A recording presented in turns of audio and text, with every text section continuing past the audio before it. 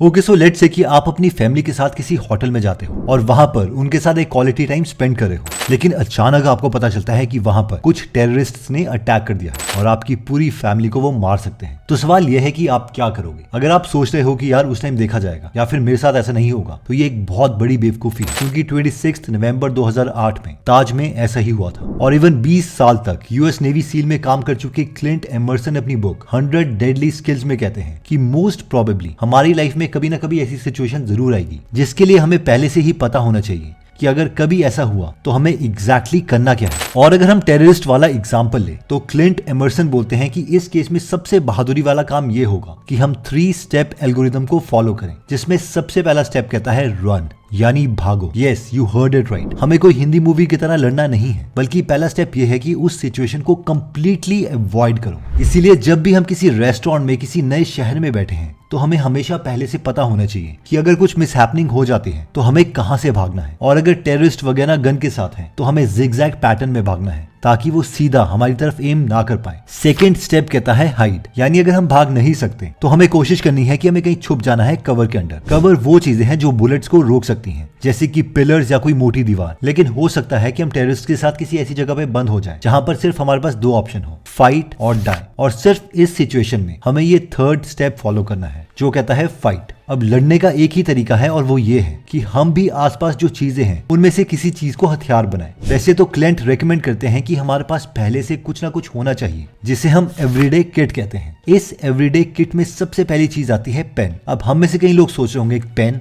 यार ये क्या कर सकता है? तो हमारे पास कोई प्लास्टिक का पेन नहीं बल्कि स्टील बैरल का पेन होना चाहिए। और अगर हमारा एनिमी हमारे पास आता है तो इस पेन को इस तरीके से पकड़ के हमें कोशिश करनी है कि उसके सेंसिटिव जगह पर हम लगातार 5 से 10 बार वार करें, जैसे कि आंखें, किडनी, रिब्स एक्सेट्रा। यानी उसे जल्दी से जल्दी हमें जितनी हो सके पेन देनी है ताकि वो शॉक में आ जाए और काफी देर तक हिल ना पाए, और फिर हमें फटाफट वहां से भाग जाना है। सेकेंड मेथड जो हम यूज कर सकते हैं वो है न्यूज़पेपर। अब लगता है कि एक कागज क्या कर सकता है, तो क्लेमेंट कहते हैं कि इस टेक्निक को यूरोप में सॉकर सिक्योरिटी टीम भी यूज करती थी। तो गोल ये है कि काफी सारे पेपर्स की शीट को लेकर उसे टाइटली पैक करो, और अगर हो सके तो उसके आगे एक नेल लगा दो, और ये बहुत ही स्ट्रॉन्ग वेपन बन जाएगा। अगेन हमें अपने एनिमी की सेंसिटिव जगह पर मारना है और भाग जाना है। सेकेंड स्किल जो हमारे पास होनी चाहिए वो ये है कि do not respond in every criticism. Italy की सबसे अमीर सिटीज में से एक सिटी का नाम था टोरेंटम, और साथ में टोरेंटम की सिटी के लोग खुद को स्पार्टन्स जितना शक्तिशाली मानते थे, क्योंकि पहले वो स्पार्टन्स की ही एक कॉलोनी थी। अब हुआ ये कि रोमन्स को डर था कि अगर उसके दुश्मनों ने टोरेंटम पर कब्जा कर लिया तो टोरेंटम के पास इतना पैसा है कि उनके दुश्मन रोमन्स के साथ उन पैसों को यूज करके काफी सालों तक लड़ सकते हैं। इसलिए रोमन्स ने टोरेंटम की सिटी के लिए एक समझौते के लिए अपना एडमिरल भेजा, लेकिन टोरेंटम के लोगों ने रोमन्स के एडमिरल को ही मार डाला। रोमन्स को इस बात पर बहुत गुस्सा आया और उन्होंने टोरेंटम के लोगों पर वॉर डिक्लेयर कर दी।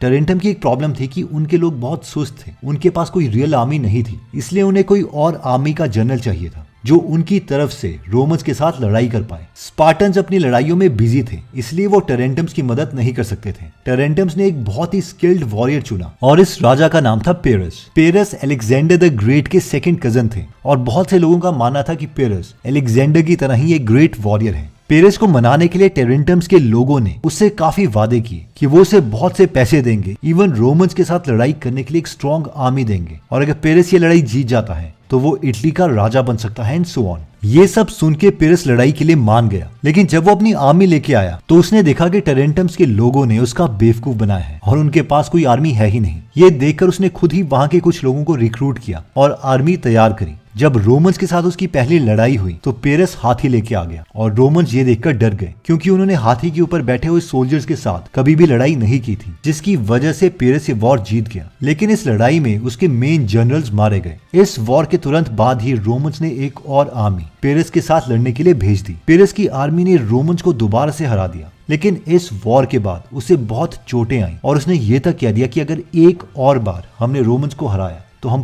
पूरे तरीके से बर्बाद हो जाएंगे। इसके बाद भी पेरिस ने बहुत सी लड़ाइयां जीती, लेकिन फाइनली वो बैटल में मारे गए। अगर अभी हम गूगल में सर्च करते हैं पिरिक विक्ट्री, तो इसका मतलब आता है कि एक ऐसी लड़ाई जिसे जीत के भी फायदा नहीं है, और ये पिरिक की लाइफ के ऊपर ही है कि रोमन्स के साथ उसे ये लड़ाई लड़नी ही नहीं चाहिए थी, क्योंकि टोरेंटम के लोग जिनके लिए वो लड़ाई लड़ रहा था वो खुद ही डिसिप्लिन्ड नहीं थे। विंस्टन चर्चिल का एक कोट है, अगर तुमने लाइफ में अपने डेस्टिनेशन तक पहुंचना है तो रास्ते में हर भौंकते हुए कुत्ते की तरफ पत्थर मत फेंको, वरना सारी एनर्जी इसमें ही खत्म हो जाएगी और तुम अपने गोल तक कभी भी नहीं पहुंच पाओगे। और रियल मैन की ये सबसे बड़ी क्वालिटी है, they do not respond to every criticism. बहुत से लोग हमें क्रिटिसाइज करेंगे, लेकिन हमें हर किसी को आंसर करने की जरूरत नहीं है। रिसेंटली इलॉन मस्क ने जब ट्वीट किया कि वो ट्विटर के अकाउंट के सामने ब्लू टिक को लगाने के लिए हर महीने $8 पर मंथ चार्ज करेंगे, तो काफी लोगों ने उन्हें इसके लिए क्रिटिसाइज किया, लेकिन इलॉन मस्क को इससे कोई फर्क नहीं पड़ता। उन्होंने वापस ट्वीट किया, आपका फीडबैक बहुत अच्छा था, लेकिन अब $8 पर मंथ पे करो। I hope you got the point. Next skill कहती है talk logic with people. Recently Indian software engineer Pranay Pathole twitter और लिंक पर काफी फेमस हो रहे थे, क्योंकि उन्होंने इलॉन मस्क के साथ ये फेमस फोटोग्राफ खिंचवाई। सबको हैरानी इस बात की थी कि इलॉन मस्क इनसे क्यों मिले, और हर बार जब प्रणय इलॉन को ट्वीट करते हैं तो उसका रिप्लाई क्यों करते हैं। तो जब प्रणय से ये पूछा गया तो उन्होंने कहा कि पता नहीं, शायद इलॉन को मेरे क्वेश्चंस अच्छे लगते हैं इसलिए वो रिप्लाई करते हैं। तो एक्चुअल में हुआ ये कि पहली बार जब प्रणय ने इलॉन मस्क को ट्विटर में पूछा था कि तुम्हारी टेस्ला गाड़ी की विंडशील्ड में एक गलती है, तो इस पर इलॉन मस्क ने रिप्लाई किया, यस, इसे हम नेक्स्ट वर्जन में फिक्स कर देंगे। और इसके बाद से इलॉन प्रणय के ऑलमोस्ट हर ट्वीट को रिप्लाई करते हैं। एक्चुअली बात यह है कि इलॉन से जब भी कोई लॉजिकल क्वेश्चन पूछता है तो इलॉन मैक्सिमम टाइम उसे रिप्लाई कर देते हैं। फॉर एग्जांपल, एक बार एक ड्राइवर ने कंप्लेन की कि मैं अपने बच्चों को टेस्ला कार में लेके गया था, लेकिन इसके पुअर एयर कंडीशन के कारण हमें बहुत गर्मी लगी। तो इसका जवाब भी इलॉन ने बहुत जल्दी दे दिया। In short, in case studies का पॉइंट यह है कि अगर हमें कोई लॉजिकल कॉन्वर्सेशन के लिए कोई इंसान लाइफ में मिलता है तो हमें उससे बात करनी चाहिए, चाहे वो किसी भी बैकग्राउंड का हो। नेक्स्ट मोस्ट इंपॉर्टेंट स्किल आती है मनी मेकिंग कैपेसिटी। अब ये कड़वी बात है, लेकिन ये सच्चाई है कि एज अ पर्सन लोग हमें सक्सेसफुल तभी मानते हैं जब हमारे पास पैसा कमाने की स्किल है। अगर हम बहुत एजुकेटेड भी हैं, बहुत लॉजिकल बातें भी करते हैं, लेकिन अगर हमारे पास पैसे नहीं है तो सोसाइटी हमें उतनी वैल्यू नहीं देती। इसलिए हमें स्किल में काम करना ही पड़ेगा। शुरू में हम स्टार्ट कर सकते हैं कि एक एसेट और लायबिलिटी में क्या डिफरेंस है, एसेट्स हम कैसे बना सकते हैं, बेसिक इन्वेस्टमेंट से लेके हम स्टार्टअप्स कैसे बना सकते हैं, एंड सो ऑन। एक सबसे अच्छा सोल्यूशन इसका ये है कि इस सब्जेक्ट में जो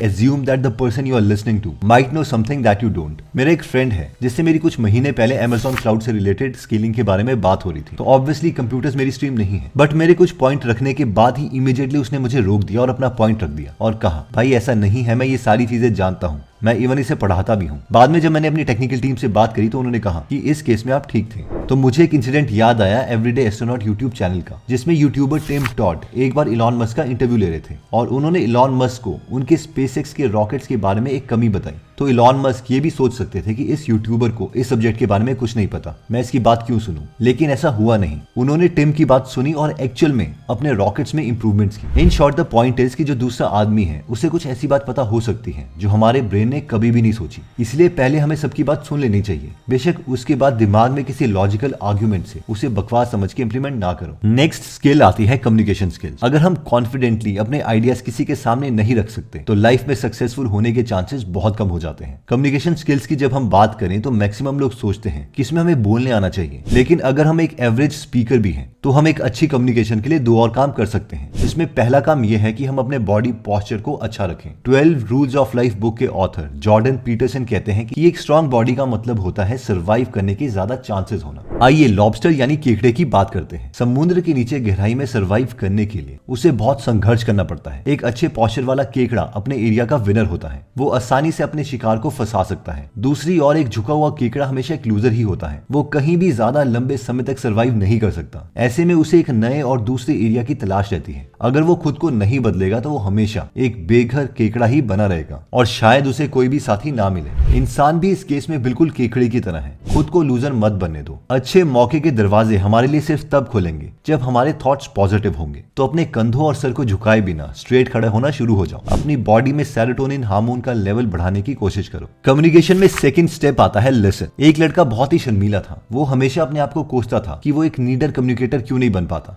लेकिन फिर उसने नोटिस किया कि उसकी माँ कम्युनिकेशन में बहुत अच्छी है और वो जिनसे भी बात करती है लोग उनके दोस्त बन जाते हैं। जब उसने अपनी माँ से पूछा कि माँ आप ऐसा कैसे कर सकते हो जिससे आप सबके दोस्त बन जाते हो, तो इस पर उसकी माँ ने कहा कि दोस्त बनाना तो बहुत इजी है, बस लोगों की लाइफ में जो चल रहा है उसमें इंटरेस्टेड हो जाओ और उसी टॉपिक पर बात करते रहो जिसमें वो इंटरेस्टेड है और वो थोड़े दिनों में तुम्हारे बेस्ट फ्रेंड बन जाएंगे। तो दोस्तों इस वीडियो में हमने टोटल 6 स्किल्स देखी, जिसमें सबसे पहली स्किल थी कि अगर कोई भी बहुत डिफिकल्ट सिचुएशन में है तो इसमें 3 स्टेप प्रोसेस को फॉलो करो, जो कि था run, hide and fight. Second skill कहती थी कि हर क्रिटिसिज्म को रिस्पॉन्ड ना करो। थर्ड स्किल कहती है कि लॉजिकल लोगों के साथ कम्युनिकेट करो। फोर्थ स्किल था कि मनी मेकिंग कैपेसिटी अपनी इंक्रीज करो। और अगर हम अपनी फाइनेंशियल लाइफ को इंप्रूव करना